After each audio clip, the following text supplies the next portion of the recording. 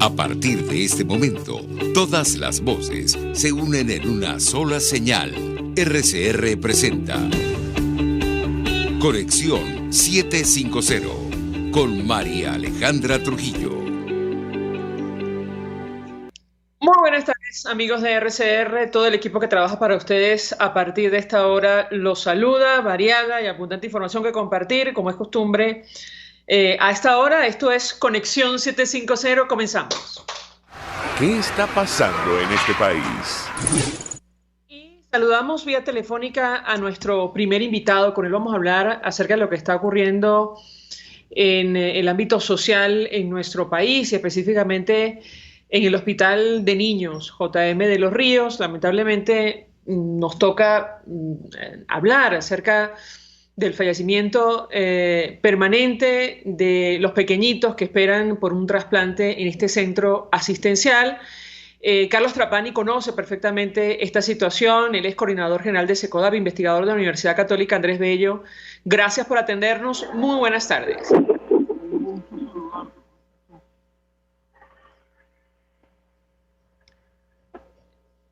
Carlos Trapani, muy buenas tardes. Un gusto saludarte. Un gusto conversar con nuestro invitado. Yo le pedí un primer comentario acerca, si me permite, de esta tragedia que nos toca narrar permanentemente en el marco de la crisis humanitaria compleja que afecta a nuestro país y que tiene que ver con la muerte de los pequeñitos que asisten al Hospital de Niños JM de Los Ríos. La lista ya asciende a 14 durante este año 2021. ¿Qué puede decirnos? Lo escuchamos. Bueno, el día de ayer falleció otro paciente del servicio de nefrología. Y repetimos lo mismo que hemos afirmado en la muerte de otros niños y otros adolescentes, ¿no? La importancia de reactivar los programas de trasplante, lo importante de poder garantizar los insumos, medicamentos y equipos para el tratamiento de estos pacientes y de todos los niños que acuden al Hospital JM de Los Ríos. El contexto de crisis, el contexto de emergencia de larga data que hemos vivido, se está reflejando en el fallecimiento de los niños y sobre todo que muchos de los niños que están quedando están empeorando aceleradamente sus condiciones. Ahora, ¿por qué ha sido imposible llegar a un acuerdo para, digamos, aportar alguna solución? Se habla de una supuesta mesa para hacer frente a la crisis social en nuestro país, en el marco de las negociaciones en México, pero en la práctica aparentemente no se toma ninguna determinación al respecto. ¿Qué puede decirnos? Yo creo que es importante que cualquier iniciativa que permita una solución definitiva y efectiva a los problemas de los niños que se haga, en México, en Noruega o donde sea, pero las familias necesitan una respuesta, ¿no? Porque mientras los actores políticos se ponen de acuerdo, lo que se está empeorando es la vida de los niños. Y sobre todo hay que tener en cuenta que la crisis del Hospital JM de Los Ríos es una crisis de años, es un acumulado de falta de planificación, de falta de inversión, de falta de mantenimiento preventivo, correctivo, falta de planificación en las compras, esa política de cerrar y cercenar los espacios de participación de sociedades científicas, sociedades médicas, de las familias, pensando que las autoridades tienen la única verdad sobre el sistema de salud. Es lo que ha generado la crisis y el caos tan marcado en el hospital y en otros centros de salud. Usted ha dicho en alguna entrevista anterior que no bastan las buenas intenciones en el caso del Hospital de Niños JM de Los Ríos. ¿Qué puede decirnos? No, de buenas intenciones no se compran medicamentos. De buenas intenciones no garantizamos infraestructura.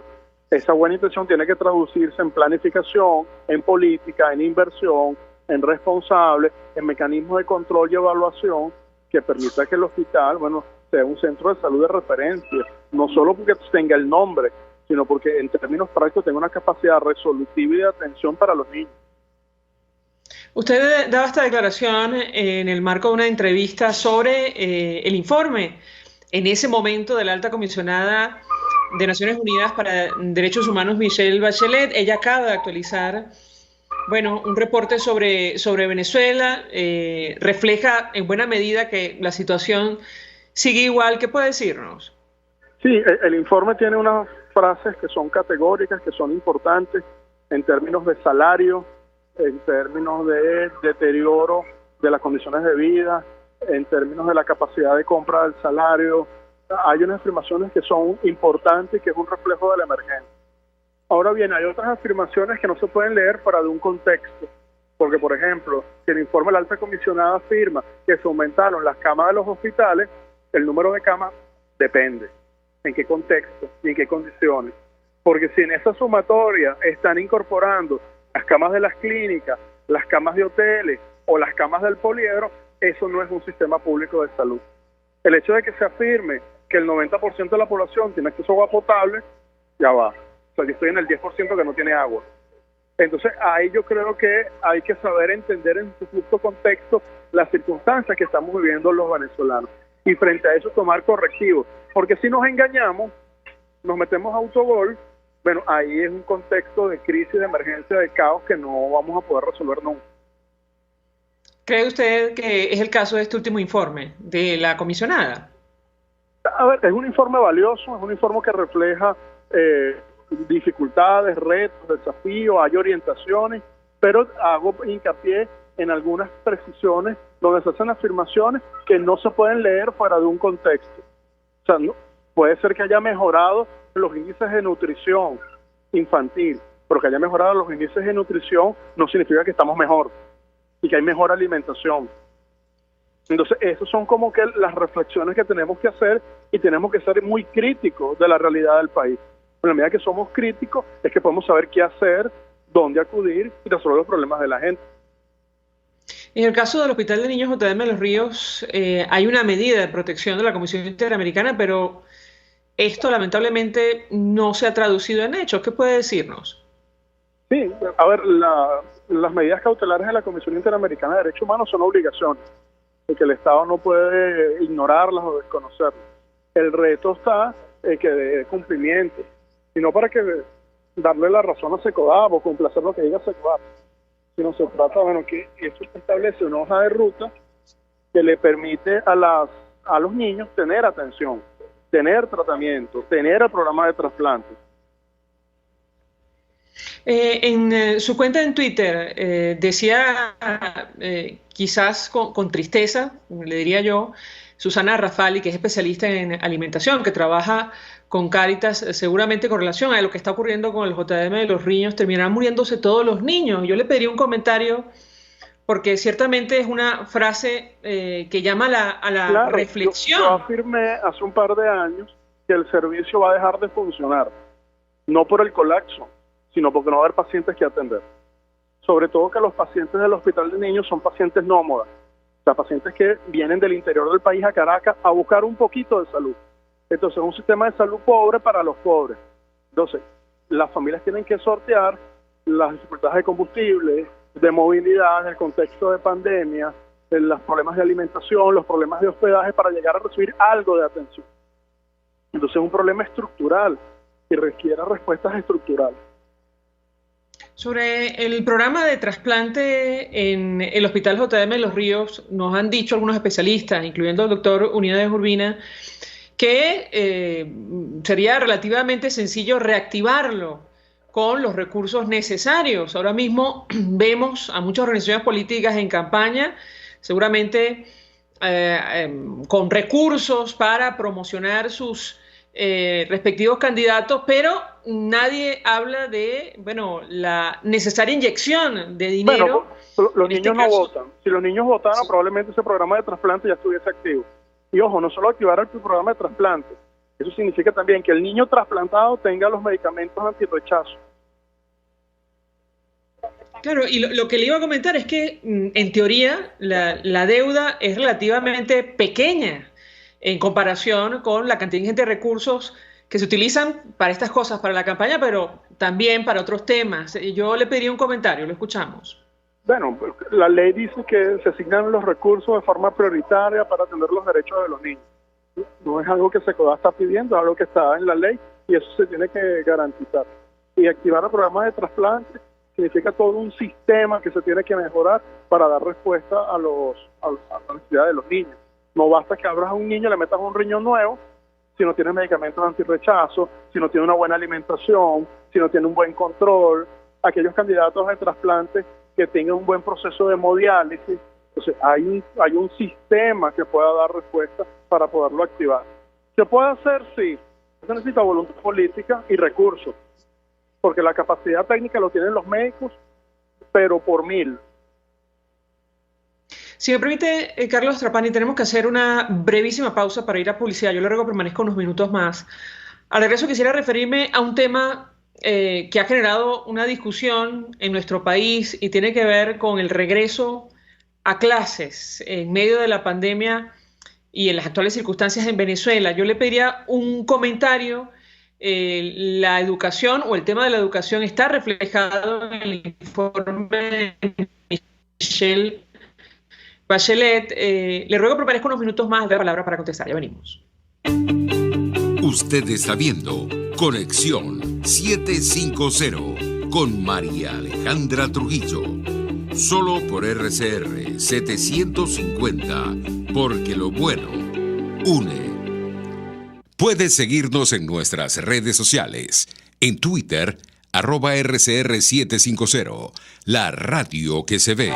Mensaje del ingeniero José Peraza, tesorero del FONPRES CIB. Estimado colega ingeniero arquitecto y profesional afín, el Colegio de Ingenieros de Venezuela y el Fondo de Previsión Social, preocupado por la salud de tu familia, ha diseñado un sistema de salud integral que coloca a tu disposición y que contiene asistencia primaria de salud, ambulancia, hospitalización, cirugía, oftalmología, dermatología, fisioterapia, psicología, odontología, farmacia y funerario. Para mayor información, visítanos a nuestros portales cib.net.be, fonprescib.net.be, Colegio de Ingenieros de Venezuela, construyendo futuro. En Global Therap seguimos comprometidos con tu rehabilitación física, te ayudamos a recuperarte de tu posoperatorio y en el alivio del dolor. Búscanos en el Centro Comercial Multiplaza Paraíso Nivel Empresarial 2 a través de Twitter e Instagram o llámanos al 0412-256-1104. Y no olvides lavarte las manos con agua y jabón y cumplir con el distanciamiento social. Global Therap y despídete del dolor. El poder de la comunicación en tus manos. Conexión 750 con María Alejandra Trujillo. Solo por RCR 750, la radio que se ve. Continuamos, amigos, en Conexión 750, hablando con Carlos Trapani, quien es coordinador general de SECODAP, investigador de la Universidad Católica Andrés Bello. Y bueno, la situación en el marco de la crisis humanitaria compleja que afecta a nuestro país y que se refleja en lo que está ocurriendo en el Hospital de Niños JM de Los Ríos. Yo les hago una inquietud acerca de la educación en nuestro país, el marco de esta discusión que se ha abierto sobre el regreso a clases presenciales en Venezuela. Hay quienes aseguran que no están dadas las condiciones, sobre todo representantes del sector salud en nuestro país. Bueno, de esto se habla en parte en el informe de Michelle Bachelet. ¿Cuál es la recomendación que haría o que hace SECODAP sobre este tema en específico? Lo escuchamos. Los niños tienen que volver a clase, sí. ¿Hay condiciones ideales para volver? No necesariamente todos los colegios tienen las mismas condiciones. O sea, si no se logra un proceso de vacunación masivo de los docentes, si no se logra que los colegios tengan acceso a agua potable de forma continua, servicios de electricidad, transporte, bueno, ¿en qué condiciones van a iniciar? Y sobre todo, bueno, ¿cómo se garantizan condiciones mínimas de bioseguridad que le permita que ese regreso a clases sea seguro?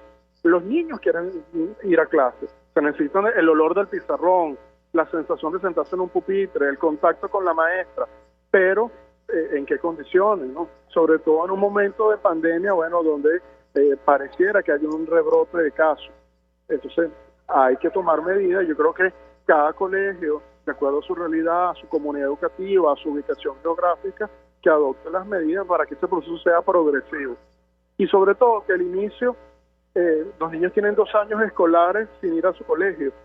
No podemos arrancar con la lógica de encerrarlos en un salón de clase, darle contenido. El tema emocional, cómo llegaron los niños, cómo están los docentes y en función a eso adaptar las metodologías para irnos adaptando progresivamente a la dinámica que exige una escuela. Ahora, justamente con relación a la educación y la situación de las escuelas de nuestro país, en el informe de Michelle Bachelet se mencionan algunas cifras y yo la contrataría con digamos, el comentario que hacía Carlos Trapani acerca de enfrentarnos a la realidad de nuestro país para tomar decisiones y resolver los problemas. Ella habla de una cifra oficial de más de 8 millones de estudiantes, casi 9 millones de estudiantes de primaria y secundaria en Venezuela que se habrían inscrito en el año lectivo 2020-2021. 83% dice el informe estarían acudiendo de forma virtual, obviamente, a escuelas públicas y gratuitas en 2021. Y yo le pediría un comentario, tomando en consideración las medidas que hay que tomar justamente en medio de la pandemia, en caso de ser así, para que estos jóvenes, niños y adolescentes, bueno, estén protegidos en medio de estas circunstancias. ¿Qué puede decir? Bueno, yo no puedo ni afirmar ni negar esas cifras. Esas son las cifras que dicen las autoridades. Bueno, esa es. El tema sería, cómo garantizamos el acceso universal a la educación para todos los niños, ¿no? Y sobre todo poder chequear qué niños quedaron totalmente desvinculados del sistema educativo. Los que están matriculados, los que efectivamente existen, maravilloso, hay que mantenerlo. Pero también hay que hacer énfasis con aquellos que se desconectaron de la escuela. Y se desconectaron bien porque no hay docente, porque no hay internet, porque no hay luz, porque no hay escuela, o porque, la escuela dejó de ser atractiva y el niño o el adolescente tuvo que salir a trabajar para poder comer. Carlos Trapani, 1.000.000 de gracias por atendernos, acompañarnos este minuto. Gracias. Coordinador general de SECODA, investigador de la Universidad Católica Andrés Bello, expresando opinión y análisis acerca del tema que nos ha ocupado en esta primera parte del programa, que tiene que ver con la crisis humanitaria compleja, que afecta a nuestro país y lo que está ocurriendo en el Hospital de Niños JM de los Ríos. La lista de pequeñitos que han fallecido en 2021 ya asciende a 14. Vamos a la pausa, a regreso venimos con más.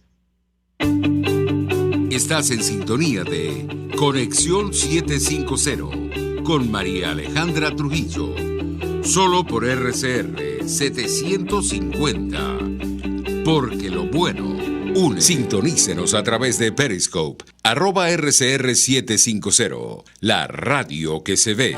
Mensaje del ingeniero José Peraza, tesorero del FONPRES CIB. Estimado colega ingeniero, arquitecto y profesional afín, el Colegio de Ingenieros de Venezuela y el Fondo de Previsión Social, preocupado por la salud de tu familia, ha diseñado un sistema de salud integral que coloca a tu disposición y que contiene asistencia primaria de salud, ambulancia, hospitalización, cirugía, oftalmología, dermatología, fisioterapia, psicología, odontología, farmacia y funerario. Para mayor información, visítanos a nuestros portales cib.net.be, fonprescib.net.be, Colegio de Ingenieros de Venezuela, construyendo futuro.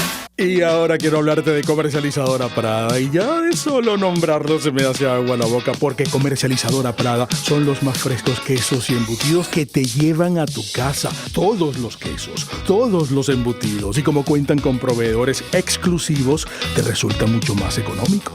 Llámalos ya, 0424-134-6035, en Instagram wprada.ve. Comercializadora Prada, todo en quesos y embutidos con la mejor relación precio-sabor. RCR 750 AM, porque lo bueno une.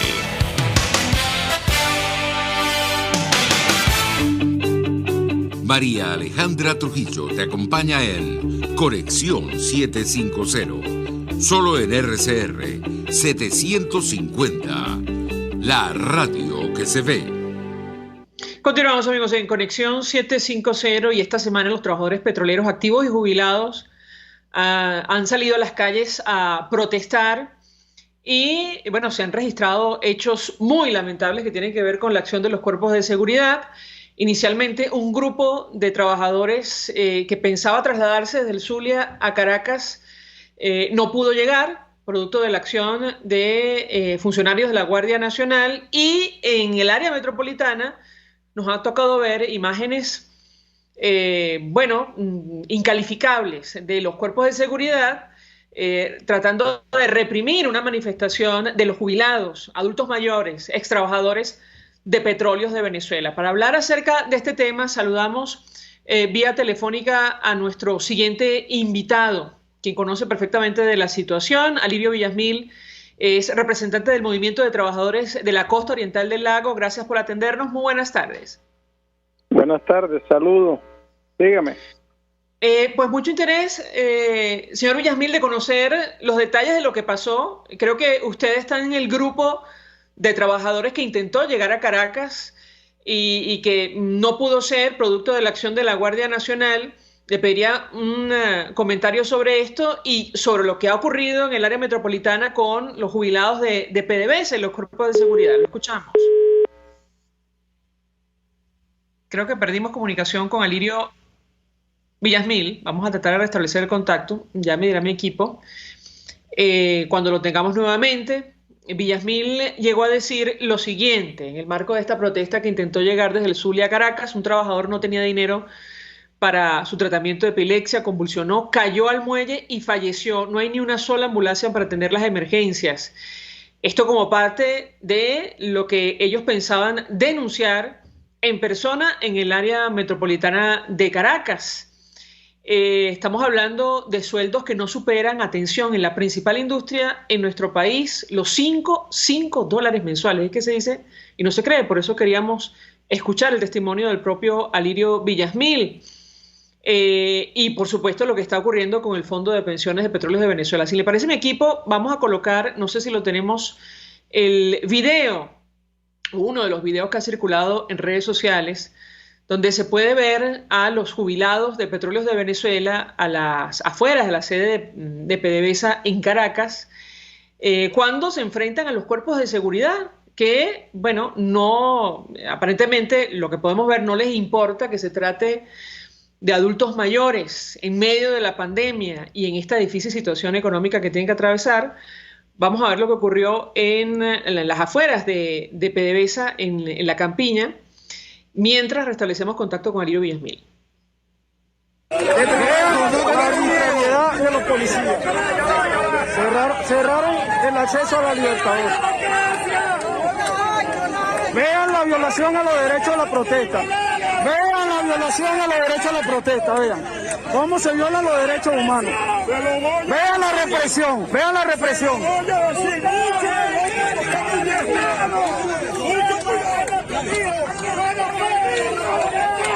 Vean lo que están haciendo. La libre protesta en este país está siendo cercenada. Véanlo ustedes mismos, mira. Hicieron un cordón para no dejar pasar a los viejos de la tercera edad. Eso es para que vean, mira.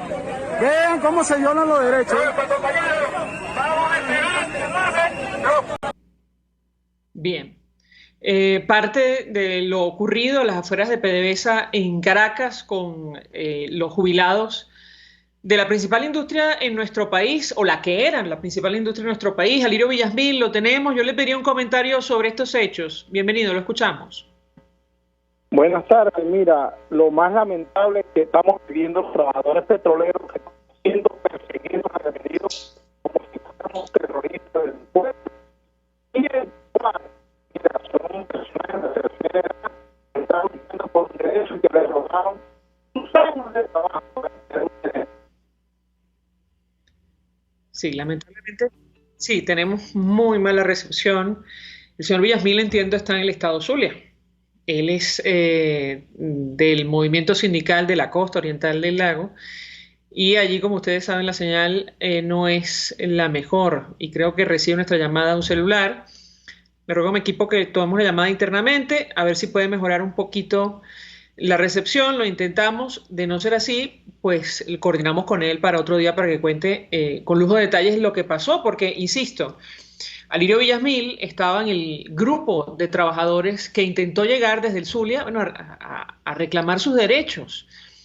Insistimos, un trabajador ahora mismo en la industria, lo que fue la principal industria de nuestro país, puede llegar a ganar hasta $5 mensuales. Esto usted lo dice en cualquier otra parte del mundo y no, probablemente no se lo cree. Figura, por cierto, esta situación en el informe de Michelle Bachelet sobre Venezuela. Esto aparentemente es lo que no le gustó al régimen de Nicolás Maduro, esto lo decimos nosotros. Ella aseguraba que, bueno, para hacer frente a los desafíos que hay en nuestro país, supuestamente se ha incrementado el gasto social, pero lo cierto es que los trabajadores del sector público en Venezuela tienen un ingreso mensual promedio entre 2 y 5 dólares estadounidenses. Díganme ustedes, ¿qué se puede comprar con 2 o 5 dólares en Venezuela ahora mismo?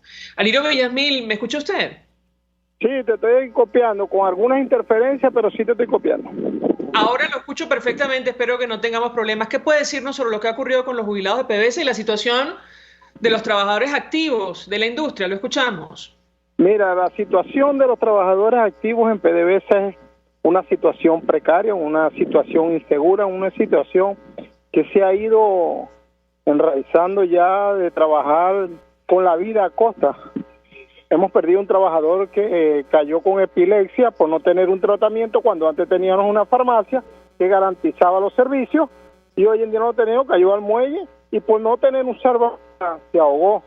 Tuvimos otro trabajador que murió de una ACV porque caminaba todos los días más de 3 kilómetros para el área de trabajo, para cumplir. ¿Por qué? Porque PDVSA sustrae la gasolina, acá con 2 picos de llenado que tiene, se la dan a los particulares, pero el trabajador no tiene derecho a un tanque de gasolina. O sea que el trabajador aquí perdió lo que se llama la seguridad social y la salud, perdió la vida. Eso por los activos. Mira, la actividad de los trabajadores se ha vuelto un riesgo total al día a día. Aquí el mayor responsable es toda la población. Mira, no le dan la cara, fíjate cómo han agredido a los pensionados, cómo han agredido a los de tercera edad. Tú sabes lo que era un R15 delante de un señor que de llegar. Sí, lamentablemente tenemos muy mala recepción. Vamos a coordinar con Alirio Villamil porque creo que vale la pena escuchar su testimonio y su reacción, sobre todo ante lo que ha ocurrido en las últimas horas. No solo la acción de los cuerpos de seguridad que impidió que este grupo donde él se encontraba llegara a Caracas, sino efectivamente las imágenes que hemos visto y que están en redes sociales de los cuerpos de seguridad impidiendo la protesta y agrediendo a los adultos mayores, a los jubilados de Petróleos de Venezuela que están exigiendo un derecho que, les robaron, porque saben ustedes lo ocurrido con el fondo de pensiones de la que fue la principal industria en nuestro país. Nosotros vamos a la pausa. A regreso venimos con más. Escuchamos Conexión 750, solo por RCR 750, la radio que se ve. Puedes seguirnos en nuestras redes sociales.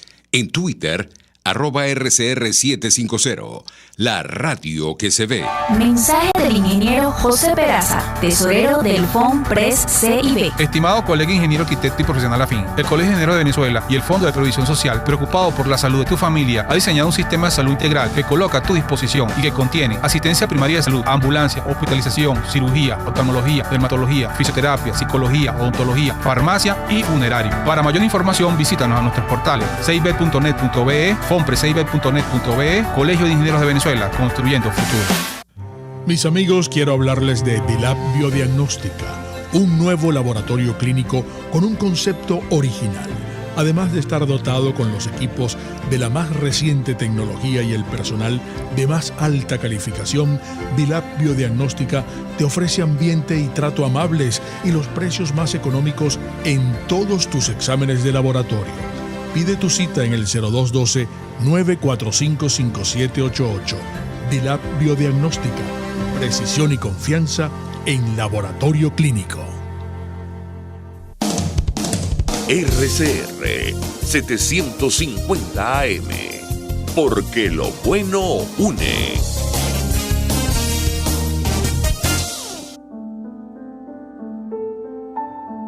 La Academia de Ciencias Físicas, Matemáticas y Naturales presenta El progreso tiene su ciencia. Hoy presentamos Vicente Marcano. La inestabilidad social, económica y política de Venezuela en el siglo XIX no fue un ambiente favorable para que los dirigentes políticos crearan instituciones científicas y privilegiaran la actividad de los hombres de ciencia. Sin embargo, aún En ese panorama poco favorable surgieron personajes de singular brillo intelectual como Vicente Marcano, que establecieron las bases de la investigación científica en nuestro país. Vicente Marcano nació en Caracas el 27 de octubre de 1848. Muy joven fue enviado a estudiar en la Escuela de Artes y Manufacturas de París. Al terminar sus estudios en 1869, regresa a Venezuela e improvisa un laboratorio con equipos que había traído de Francia. Aquí se dedicó a estudiar la composición de las aguas oscuras de los ríos, aguas de lluvia y aguas termales, los principios activos y los procesos de fermentación en frutas tropicales, entre otras cosas. En 1878 es nombrado miembro residente de la Sociedad Química de París y gracias a sus colegas franceses lograba que sus resultados se discutieran ante la Academia de Ciencias de París y se publicaran posteriormente en revistas de prestigio internacional. Escribió además los primeros libros sobre química producidos en Venezuela. Es por esto que Vicente Marcano es considerado el primer biotecnólogo y químico ambiental de nuestro país. En 1891, Vicente Marcano inició la organización de la recién fundada Escuela de Agricultura en Valencia, proyecto que su repentina muerte en 1891 no le permitió concretar. No obstante, Vicente Marcano marcó el inicio de la investigación química en el país. El progreso tiene su ciencia. La Academia de Ciencias Físicas, Matemáticas y Naturales presentó El progreso tiene su ciencia. Antes de empezar el día, entérese de lo que acontece en el país junto a Pedro García Otero en Titulares de la Mañana. De lunes a viernes a las 6:30 de la mañana. Acompáñelo y empiece su día bien informado. Titulares de la Mañana con Pedro García Otero. Solo por RCR 750 AM. Porque lo bueno une. De costa a costa, cada semana, usted podrá ser parte del sentimiento varguense que inundará la señal de RCR. El Pitazo en Vargas. Acompaña a Luis López en el recorrido por la ruta de la actualidad informativa en el litoral. Comentarios, denuncias, reportes de tránsito y cómo están las playas. Información de primera mano de todo lo que ocurre en el estado Vargas. El Pitazo en Vargas, todos los domingos, a partir de las 8 de la mañana, por RCR 750 AM. Moisés Naim en Efecto Naim. Hola, soy Moisés Naim desde Washington. Conéctese a rcr.tv. También nos puede seguir por @Efecto Naim en Twitter. Y estamos en Facebook y en Instagram. Y no olvide que puede disfrutar todos los contenidos del programa cuando usted quiera, suscribiéndose a nuestro canal de YouTube. Nos vemos en la radio. Los miércoles y viernes a las 7 de la noche. Solo por RCR 750 AM. RCR 750 AM. Porque lo bueno une.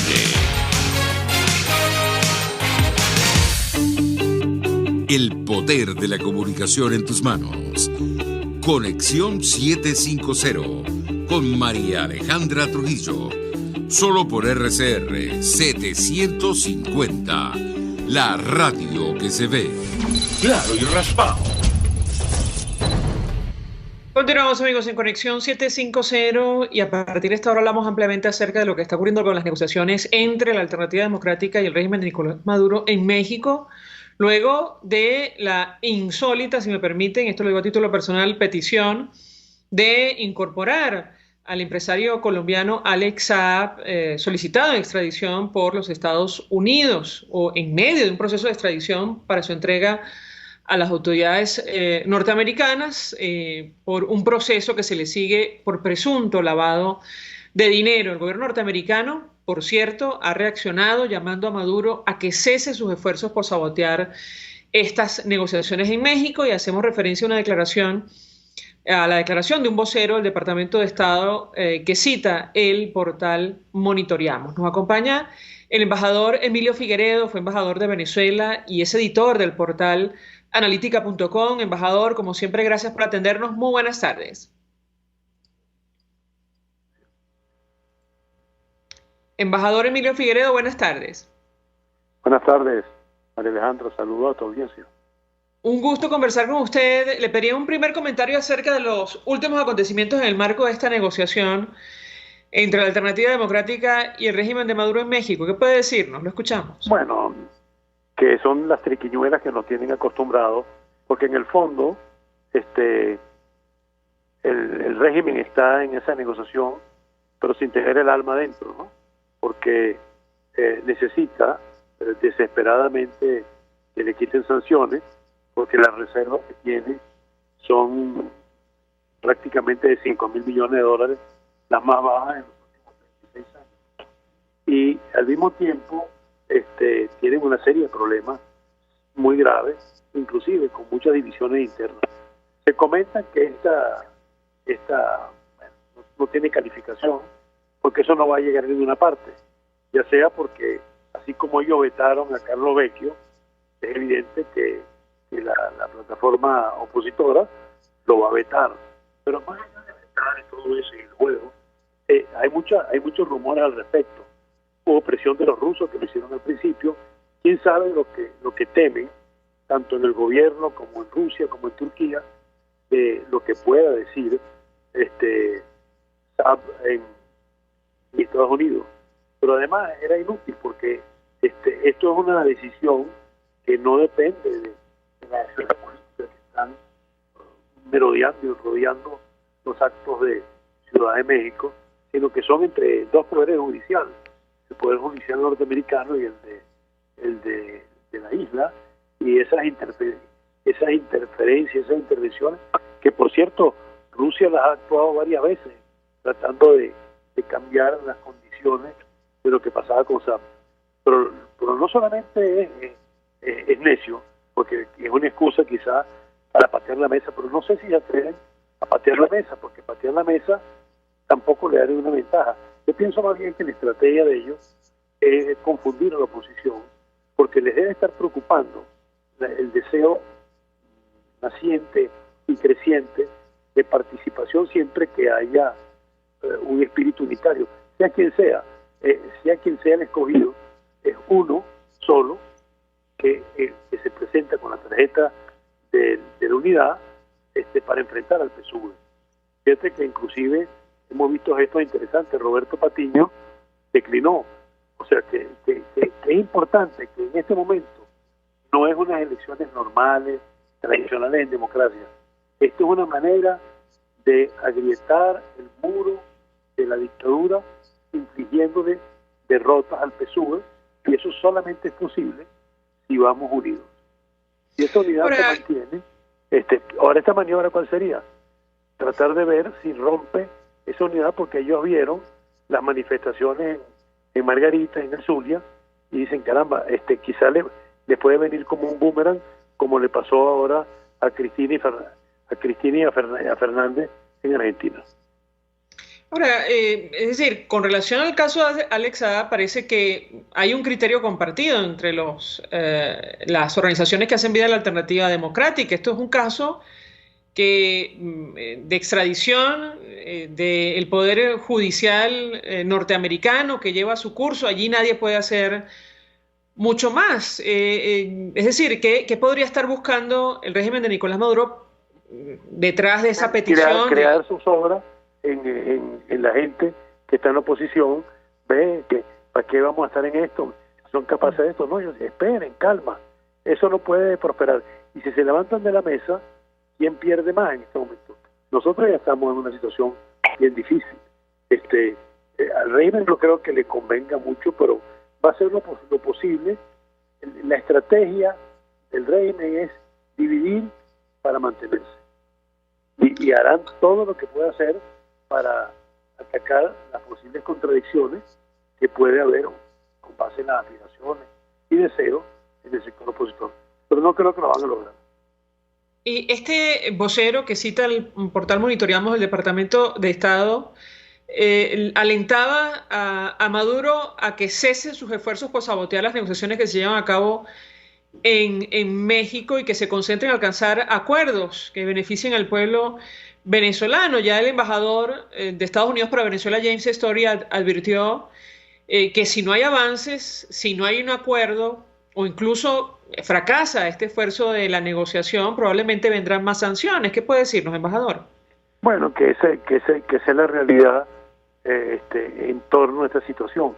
Fíjate que lo curioso, como las reservas están tan bajas, no se le ocurre nada mejor al Banco Central sumar a la reserva los derechos de giro que tenemos en el Fondo Monetario. Por eso, primero no lo vamos a recibir porque el Fondo Monetario no lo reconoce a uno. Segundo, eso es una deuda y ellos definitivamente necesitan. Ahora yo pienso que al régimen le preocupa mucho lo que está pasando, lo que va a suceder en Cabo Verde, le preocupa lo de Carvajal y le preocupa aún más lo que pueda decidir el fiscal de la Corte Penal, porque todo el objetivo de todo esto, en la medida que han ido liberalizando medidas para la economía y hablando con los empresarios para darles mejores posibilidades, ellos necesitan lavarse el rostro y necesitan reconocimiento. Ahora, si se ponen a hacer disparates de este tipo, y además le vienen esto encima, bueno, la situación no van a lograr lavarse absolutamente nada, van a quedar peor, porque hasta la Bachelet, con ese informe mediocre, tuvo que seguir reconociendo que hay fuerte violación a los derechos humanos. Ahora, embajador, ¿cómo interpreta usted esta decisión de la Audiencia Nacional Española que paralizó la extradición de alias El Pollo Carvajal de los Estados Unidos? Pendiente de averiguar qué estaba pasando en el derecho a asilo. Yo creo que España está jugando con fuego, porque si España se pone, después de que la Corte había admitido la extradición y la detienen ahora, le puede repercutir negativamente, no solamente por parte de Estados Unidos, sino inclusive de los socios principales en Europa como Francia, Alemania. Y al mismo tiempo le da un arma muy fuerte a lo que se está hablando ahora, que Aznar les tiene preparado una contrajugada. Ahora, está claro que ahora mismo el caso de alias El Pollo Carvajal está en manos del gobierno español. No, está en manos de una instancia judicial. El asilo, pero el asilo lo considera el gobierno, ¿o nos equivocamos, embajador? Que el gobierno está detrás de esta instancia, pero tiene que tener mucho cuidado Sánchez, porque Sánchez está jugando con fuego. Recuerden, hay que recordar a la audiencia que Sánchez tiene una mayoría en su gobierno precarísima. Lo que tiene es un voto de un voto más en la Corte. Eso puede cambiar de la noche a la mañana con algún grueso error que cometa y con una fuerte presión internacional frente a una actitud que la que tiene Sánchez, que se parece mucho a la de Maduro. Hará lo que sea, como sea, con quien sea, con tal de que se mantenerse en la Moncloa. Ahora, ¿cree usted que asuma una posición tan arriesgada como esa en el caso de alias El Pollo Carvajal? Vamos a ver, recuérdense que todos juegan. Lo que no estamos viendo debe estar pasando por debajo una serie de mensajes a García. Se atreverá al final, dirá, bueno, no califica. ¿Cómo va a calificar un derecho de asilo a alguien que está mencionado y acusado como narcotraficante? No, y cuya extradición ya había aprobado el propio gobierno español. No, ese factor por supuesto, pero además, ¿cómo le vas a dar el asilo a alguien que está acusado de un delito? Esto ocurre, embajador, bueno, cuando justo en momentos en los que Estados Unidos acaba de incluir o mantener, mejor dicho, a Venezuela en el grupo de países de tránsito y principales productores de drogas ilícitas en el mundo. ¿Cómo lo interpreta usted? Lo escuchamos. Bueno, porque es parte del discurso esencial que termina llegando a un actor que ellos califican como un factor importante, sea cierto o no, del llamado cartel de los soles. Pero yo creo que esto todavía hay que esperar un par de días hasta que se aclaren las aguas, y también es de notar que Carvajal dejó entender que si él caía, él iba a implicar muy claramente la información que tiene sobre cómo España se trabajó el tema del petróleo. Estoy diciendo que voy a descubrir las conexiones ilícitas entre el régimen español, el gobierno español y el régimen venezolano. O sea que aquí esto es como se llama una tragicomedia por etapas. En este contexto, embajador, el régimen de Nicolás Maduro o las instituciones que, digamos, están bajo su control siguen amenazando a la figura de Juan Guaidó, el presidente interino, el presidente encargado. ¿Cómo bueno, pero eso es casi es un hecho reiterativo. ¿Cuántas veces han amenazado eso? ¿Cuántas veces han señalado que van a poner preso a Guaidó, etcétera? Ese es otro acto que sería todavía más grave que el de que lo de Saab, ¿no? Ahora, ¿cree usted que se atrevería en este contexto? Bueno, si quieren hacer explotar la mesa, lo pueden hacer en cualquier momento, pero ¿qué ganan con eso? Claro, porque la reacción de la comunidad internacional creo que sería contundente, ¿o nos equivocamos, embajador? No, demostrarían que simplemente que aquellos que creen que esto es confiable, que esta apertura económica que empieza y esta llamada a las inversiones, dirán, oye, caramba, pero esto dicen misa, pero no la cumplen. Algunos han interpretado, embajador, que, bueno, el oficialismo tiene el interés de negociar algún tipo de impunidad en el marco de estas negociaciones, sobre todo producto de la discusión que se va a dar en teoría sobre la reforma del Poder Judicial. ¿Qué opina usted sobre este tema? Bueno, toda negociación de ese tipo evidentemente necesita que si se abre mucho y se da realmente una apertura sustancial que va conduciendo de una liberalización hacia un proceso de democratización, es evidente que no van a ceder gratuitamente, van a pedir garantías. Ahora, ¿quiénes pueden tener garantías? Muchas veces se ha señalado que posiblemente Maduro, con toda la acusación que pende sobre su cabeza, pudiera encontrar cierto tipo de garantía, pero hay unos que no pueden, ¿no? Porque lo de Maduro simplemente se deja la mano de otra instancia que es el Poder Judicial, la CPI.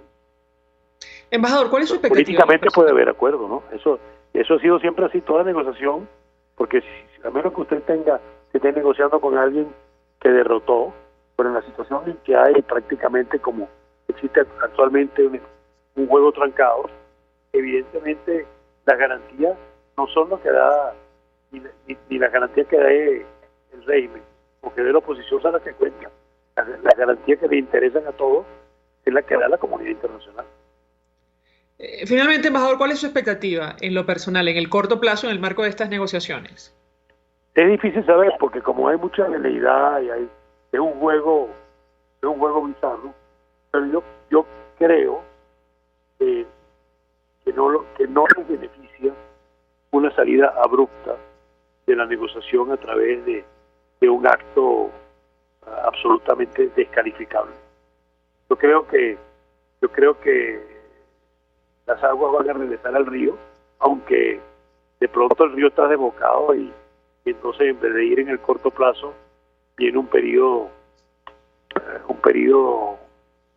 de suspensión temporal. Pero es que el tiempo no corre a favor del régimen tampoco. El régimen tiene demasiados problemas encima para seguir. Entonces, ¿cuál es el sentido que hayan ido a sentarse a la mesa? Porque el tiempo no lo favorece. Embajador Emilio Figueredo, 1.000.000 de gracias por atendernos, acompañarnos estos minutos. Fue embajador de Venezuela, es editor del portal analítica.com. Bueno, ofreciendo opinión y análisis acerca del tema que hemos debatido en esta parte del programa, que tiene que ver con el devenir de las negociaciones entre la Alternativa Democrática y el régimen de Nicolás Maduro en México, luego de los últimos acontecimientos. Insistimos, Estados Unidos llamó a Maduro a que cese sus esfuerzos por sabotear esta iniciativa en una declaración de un vocero del Departamento de Estado que cita, o que publica, mejor dicho, el portal Monitoreamos. Este funcionario ha dicho: el proceso penal contra Alex Saab es muy anterior y no tiene relación con las negociaciones políticas entre el régimen de Maduro y la plataforma unitaria. Saab ahora enfrenta un proceso de extradición en Cabo Verde. Los procedimientos de extradición contra Saab seguirán su curso sin influencia política u otro tipo de influencia indebida. Más adelante dice este portavoz lo siguiente: alentamos a Maduro a que cese sus esfuerzos por sabotear las negociaciones que se llevan a cabo en México. Y como dice el embajador, habrá que ver qué ocurre con el gobierno español y esta decisión de la Audiencia Nacional de suspender la extradición, la entrega de alias El Pollo Carvajal, el general Hugo Carvajal, a los Estados Unidos, supuestamente por una solicitud de asilo que él había cursado antes de su última detención. Nosotros nos despedimos y lo hacemos a nombre de Jaime Nestares en la Dirección General de la Estación, en la gerencia de producción Willy Charcaya, en la producción César Umbría, en los controles Víctor Mejías, quien tuvo el placer de acompañarles, María Alejandra Trujillo. El Fondo de Previsión Social del Colegio de Ingenieros de Venezuela presentó. RCR presentó Conexión 750 con María Alejandra Trujillo. Solo por RCR 750, la radio que se ve. RCR 750.